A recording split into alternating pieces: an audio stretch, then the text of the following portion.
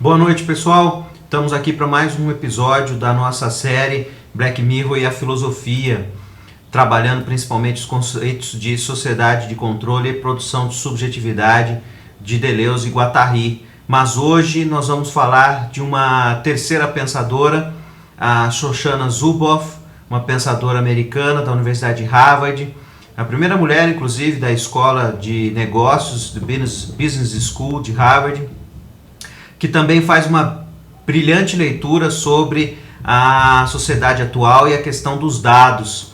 Então, nesses primeiros episódios, nós estamos trabalhando a questão do Netflix como uma empresa que trabalha em função da análise, captura e análise dos dados que nós entregamos para eles através da plataforma. E começamos na aula de hoje com essa imagem aqui que saiu no Financial Times, essa charge do David Parkins, na qual o editorial da Financial Times dizia que os dados são o novo petróleo.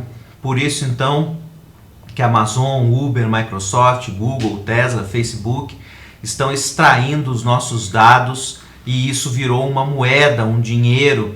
E a Zuboff vai um pouco nesse sentido, ela trabalha um pouco essa ideia de que a coleta e análise dos dados mudou a cara da nossa sociedade, financeiramente falando, mas também socialmente, politicamente, porque ela acaba trazendo novas formas de sociabilidade, de política e de controle social.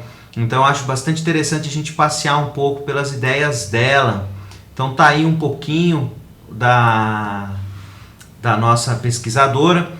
Vamos trabalhar um texto dela que só tem em inglês, infelizmente, mas eu deixei disponível para vocês um outro texto que saiu no Le Monde Diplomatique, aqui em português, para vocês lerem, mas vocês também podem encontrar esse texto em inglês facilmente, um PDF, porque é um artigo que vocês podem ler. E ela chama essa nova sociedade de grande outro.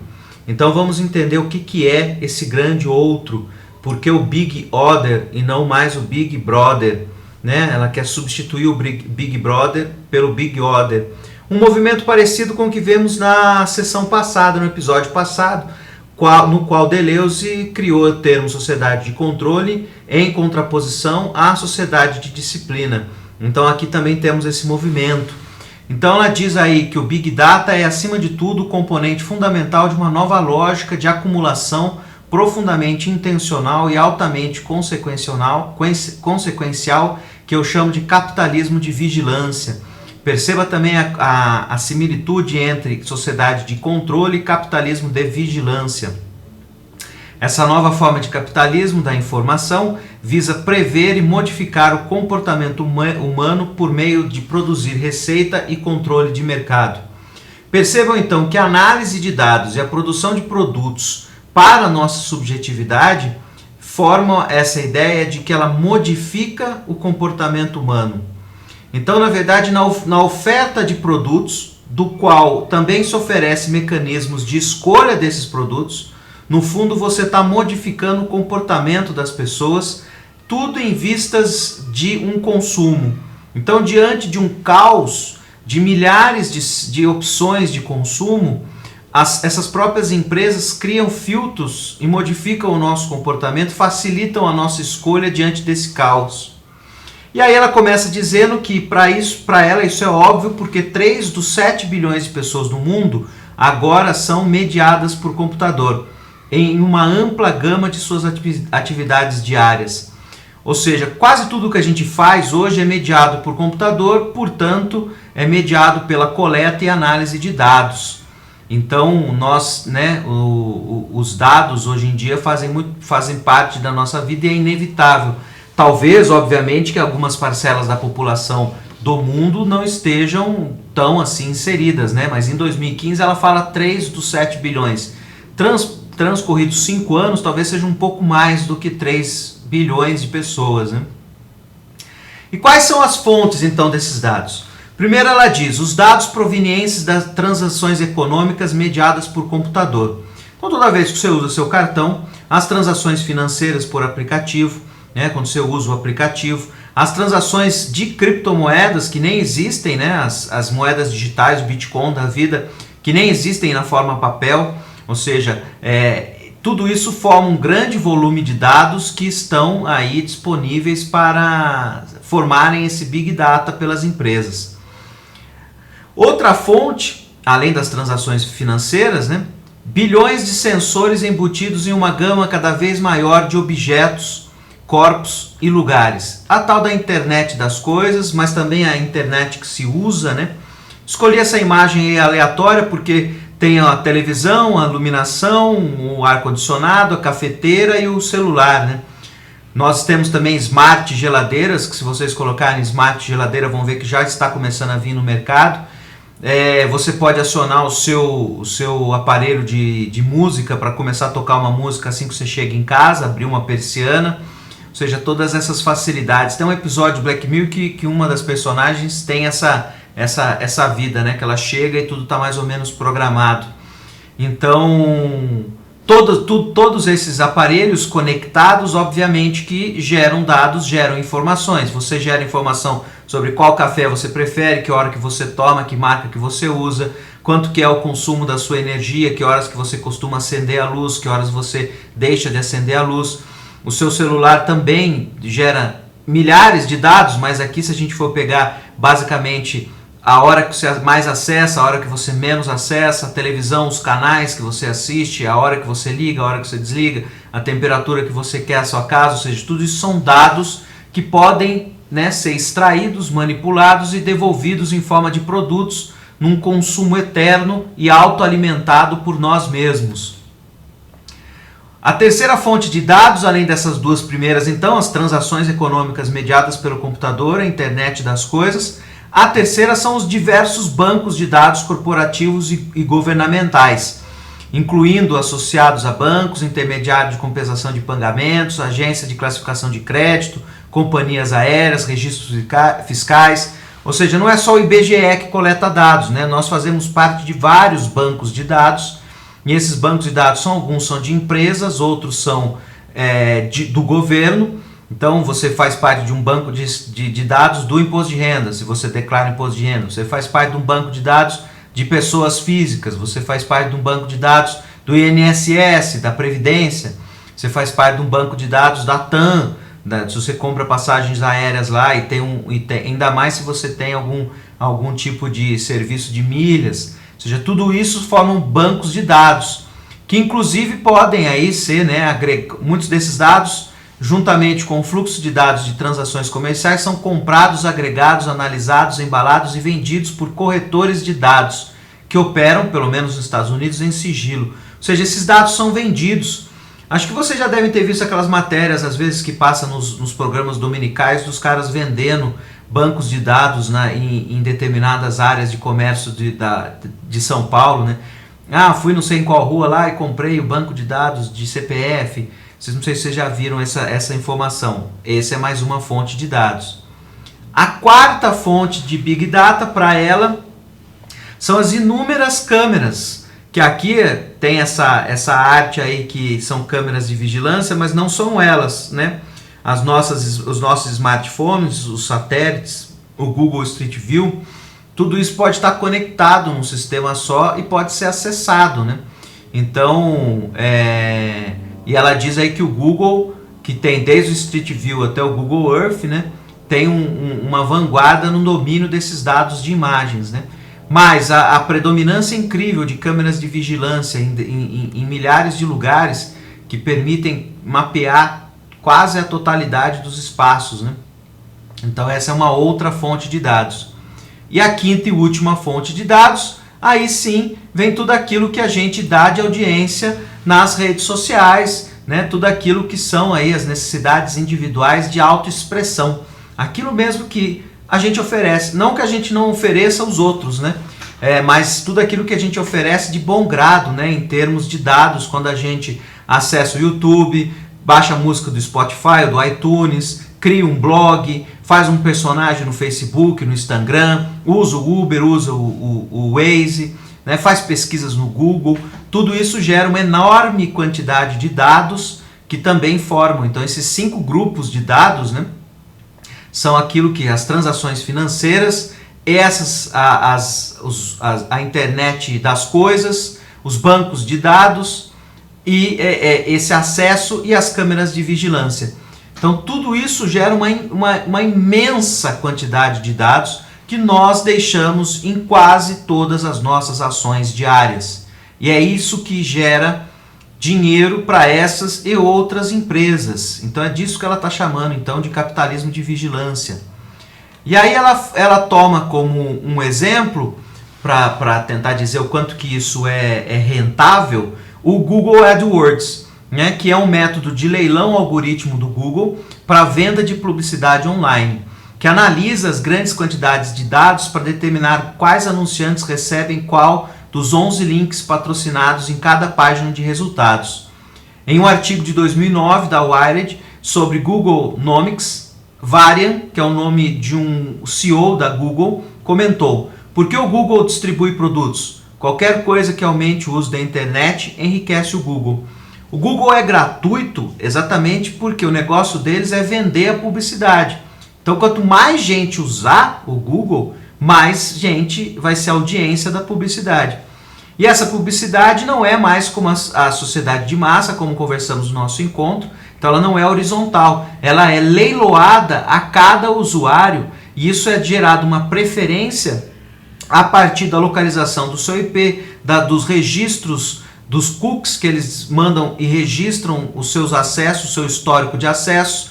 Então isso é feito um leilão, e aí quem compra aparece na nossa timeline do Google. Então quando você digita alguma coisa, padaria, vai aparecer alguma padaria anunciando ali primeiro. Essa padaria vai ser diferente dependendo da região, do seu histórico, do seu IP, do seu histórico de acesso para cada usuário. E isso é construído a partir da coleta dos seus dados. Então, não só aquilo que mais aparece no Google é aquilo que é mais acessado, como também há um direcionamento dessa propaganda, e 96% da renda do Google, num anúncio de 2011, já tem quase 10 anos, mas 96% do lucro do Google vem dessa publicidade. E é coisa de bilhões, novamente, de dólares. Usando ainda as frases desse Varian, que está no artigo da Zuboff, ele diz: como as transações agora são mediadas por computador, podemos observar comportamentos que antes não eram observáveis e escrever contratos sobre eles. Isso permite transações que simplesmente não eram viáveis antes. As transações mediadas por computador possibilitaram novos modelos de negócios. Então, Varian oferece exemplos desses novos modelos de negócios. Se alguém parar de fazer pagamentos mensais do carro, o credor pode instruir o sistema de monitoramento veicular e não permitir que o carro seja ligado e sinalizar o local onde ele pode ser pego. Pense bem, você faz um financiamento de um carro, seu carro, imaginando um carro, né, novo, de ponta, que tem sistemas eletrônicos, o credor, o dono do carro, o cara que te vendeu o carro, ele pode simplesmente não deixar seu carro ligar na hora que você for acionar, porque você não pagou a conta. Isso é um sistema de vigilância, de controle, feito por dados. Então você deixou de pagar, ele na hora consegue, dado o sistema de retroalimentação desse controle, consegue controlar o seu carro e não fazer ele funcionar. Perceba que é diferente de vir um oficial de justiça e retirar o seu automóvel da sua garagem. Perceba o quanto que é traumático, né? E quanto isso infere uma equipe repressiva que vem até seu carro, retira o seu carro, né? Obriga você, dá um documento para você assinar. Simplesmente ele, como é um carro que está num sistema, né? Está integrado, é um smart car, né? Ele tem ali o seu sistema eletrônico conectado com a empresa, ele desliga o carro e ele não funciona. As companhias de seguro, sugere o Varian, podem contar com sistemas de monitoramento semelhantes para verificar se os clientes estão dirigindo com segurança e assim determinar se devem ou não manter seus seguros ou pagar sinistros. Isso não está longe do nosso dia a dia também. Olha aqui, você abaixa um aplicativo de uma seguradora, você concorre ao ser gentil no trânsito, você gera pontos que diminuem o valor do seu seguro. Obviamente, se você não é uma pessoa gentil, o seguro pode ser mais caro, porque você vai ter um potencial risco na sua seguradora. Percebam então o quanto de dados que você alimenta, ou seja, se você passa um farol vermelho, para na faixa, se você deixa ou não alguém passar, você vai gerando dados que o aplicativo te governa, te regula a partir desses dados. Isso para ela que é capitalismo de vigilância, isso que é sociedade de controle para o Deleuze. A última frasezinha aqui, ele também sugere que se pode contratar um agente em um local remoto para executar tarefas e usar dados de seus smartphones, geolocalização, registro de tempo, fotos, para provar que eles realmente realizaram de acordo com o contrato. Você contrata uma pessoa para fazer um serviço e você usa esses sistemas de coleta de dados para saber se a pessoa está de fato fazendo, executando o serviço ou não. Então são 3 exemplos que ele acaba dando aqui de regulação algorítmica, ou seja, como a coleta de dados e a análise desses dados indica alguma regra, constrói alguma regra que modifica todos os nossos parâmetros de conhecimento de contratos que a gente tinha, dos contratos sociais que a gente tinha.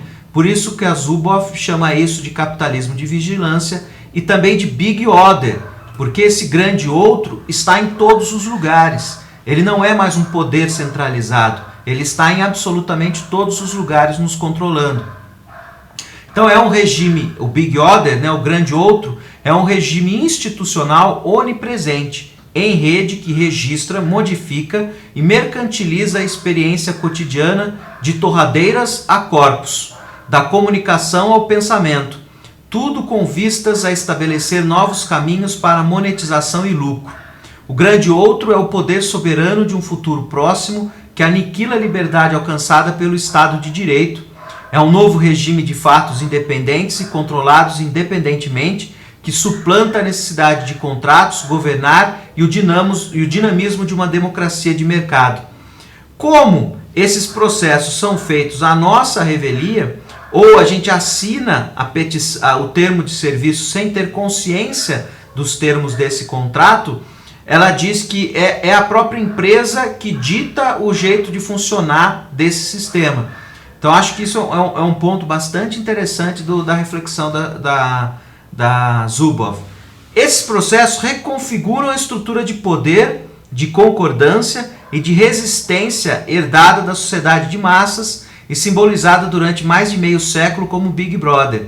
O poder não pode ser mais resumido por esse símbolo totalitário de comando e controle centralizado. Isso aqui é muito importante aqui pra gente. Não chamar esse poder atual de um poder de comando e controle centralizado. Isso é difuso, A gente oferece os dados, muitas vezes de bom grado, porque a gente quer tirar foto, a gente quer se associar a tal app, ou tal outro app, mas isso não é mais a sociedade de massas, não é mais a sociedade do Big Brother, onde existia um grande poder centralizador. Hoje em dia nós temos uma multiplicidade de empresas que oferecem esses serviços entrecruzados, Algumas às vezes se infundem, outras não, Outras vão formando esses grandes conglomerados.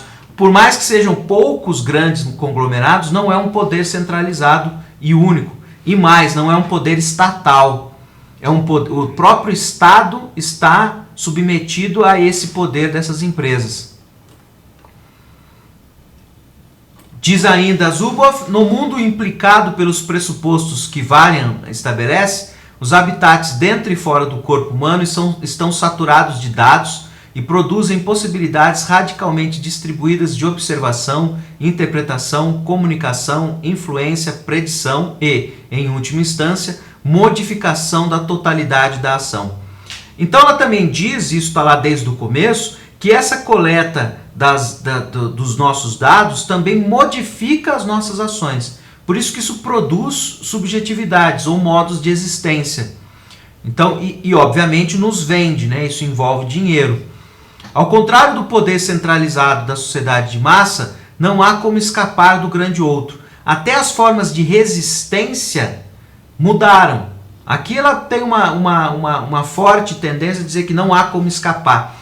Um dos nossos últimos episódios é falar dos hackers, do cyberativismo e de algumas possibilidades de tentar escapar desse modelo. Mas ela acha que é mais difícil de escapar. Talvez no modo legal dos contratos, dos termos de serviços, hoje em dia não há mesmo como escapar. Não há lugar para estar onde o outro não está. Se o poder já foi identificado com a propriedade dos meios de produção, agora é identificado com a propriedade dos meios de modificação comportamental. Aqui é bastante interessante novamente, e aí pensar no Netflix, o quanto a coleta de dados gera um produto que se encaixa naquilo que a gente supostamente já gostaria, e o quanto que na verdade isso modifica o nosso próprio comportamento, no sentido de direcionar o nosso gosto para determinado produto. Isso eu acho que ajuda muito na leitura e interpretação do que é o próprio Netflix como uma empresa que manipula os dados. E por que ela poderia ser um episódio do próprio Black Mirror, além daquilo que já está no Bandersnatch. Sempre lembrando que essa é a tônica de visitar essa autora também, né? Warren afirma que hoje em dia as pessoas têm vindo a esperar resultados de pesquisa e anúncios personalizados. O Warren acredita que as pessoas esperam anúncios personalizados. Ele diz que o Google quer fazer ainda mais. Em vez de ter que fazer perguntas ao Google, ele deveria saber o que você quer e dizer-lhe antes de fazer a pergunta. Essa visão, afirma ele, já foi realizado pelo Google Now. Warren admite que o Google Now tem de saber muito sobre si e o seu ambiente para fornecer esse serviço. Isso preocupa algumas pessoas. O Google Now se baseia num microfone. Se procurarem, vai ter um símbolo, um microfoninho. É a mesma coisa do Siri, para quem tem o aplicativo Apple, né? Para quem usa o iOS. Ou seja, ele ouve aquilo que a gente fala e isso, a identificação dos áudios também direciona a propaganda. Então aquela sensação que vocês às vezes têm de estar falando com alguém, conversei hoje com a minha mãe sobre comprar uma geladeira nova. Aí você vai lá e abre o Google no seu celular e vem propagandas, ou abre o Facebook e vem propagandas de geladeira. E você fala assim, nossa, o celular me ouviu? Ele parece que está ouvindo, ai que loucura, isso é muito Black Mirror. Não, isso é nada mais do que é o que está acontecendo de fato. Você deixa o microfone ligado, ele ouve a sua conversa, ouve a palavra geladeira, ele acha que você quer comprar uma geladeira e aí ele te oferece a propaganda. Por isso que ele modifica o teu comportamento, por isso que ele induz comportamentos, né?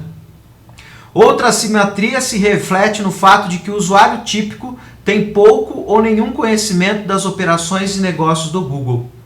A gente acha que o Google é uma empresa que nos presta um serviço imprescindível de nos dar informações sobre aquilo que a gente precisa saber. Mas no fundo, o único serviço que eles prestam é de venda de publicidade.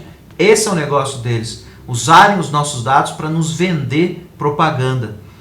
E por isso que ele é gratuito. Porque se não fosse esse o negócio desse, o negócio deles fossem mesmo nos informar sobre aquelas nossas pesquisas, seria um serviço pago há muito tempo. A gama completa de dados pessoais que eles contribuem para os servidores do Google, a retenção desses dados ou como esses dados são instrumentalizados e monetizados. Perceba, o usuário típico não tem conhecimento ou pouco conhecimento dos negócios do Google. A gama completa de dados pessoais que eles contribuem para os servidores do Google. Quanto a gente dá de dado pessoal para o servidor do Google. A retenção desses nossos dados e como esses dados são instrumentalizados e monetizados. Então, por isso que é uma extração como é o petróleo. Também ter esses dados e não saber o que usar não é dinheiro. Só é dinheiro a partir do momento que o Google sabe transformar esses dados em dinheiro. Por isso que é uma extração e um refino desses dados. E por isso que os dados são um novo petróleo. O capitalismo de vigilância prospera na ignorância do público. O que é interessante nessa provocação da Zuboff é que nós achamos que nós somos super informados, super conectados, exatamente porque temos aplicativo, smart telefone, smart TV, e a gente está super conectado, mas no fundo a gente está completamente ignorante do quanto isso é dinheiro para o Google, e o quanto isso gera de dinheiro, e o quanto isso muda o nosso comportamento e muda o capitalismo e as relações políticas e sociais. A gente vai ver mais, inclusive no próximo vídeo, que é sobre a perspectiva do Morozov, dessa ideia de regulação algorítmica, do quanto um algoritmo de um aplicativo também está substituindo a função do Estado, ou determinadas funções do Estado. Então eu acho que esses dois autores, né, a Zuboff e o Morozov, junto com o Deleuze, ajudam a gente a traçar um panorama bastante interessante sobre como o Netflix insere-se nessa nova etapa do capitalismo e, portanto, desse capitalismo de vigilância, desse Big Order, dessa nova forma de indução e mudança comportamental, nessa nova empreitada, nessa nova etapa do capitalismo do qual nós estamos inseridos e do qual nós damos os nossos dados e estamos completamente imersos nele. Eu acho que esse começo do curso é um pouco essa leitura da própria inserção do Netflix, tudo isso a partir do Bandersnatch, do episódio, né, em que é ofertado para o protagonista a possibilidade de saber o que é o Netflix e o quanto aquilo está controlando o comportamento dele, né, as opções que ele tem e o quanto isso é metalinguístico, enquanto isso fala do próprio Netflix. Daqui a pouco a gente entra especificamente em como essa sociedade de dados aparece nos episódios. Então primeiro a gente vai para o Morozov, depois a gente vai para essa análise de alguns episódios de como os dados aparecem, essa análise, essa sociedade dos dados aparecem em alguns episódios. Beleza, pessoal? Então esse foi mais um episódio dessa nossa série Black Mirror e a Filosofia. Boa noite e um grande abraço para vocês.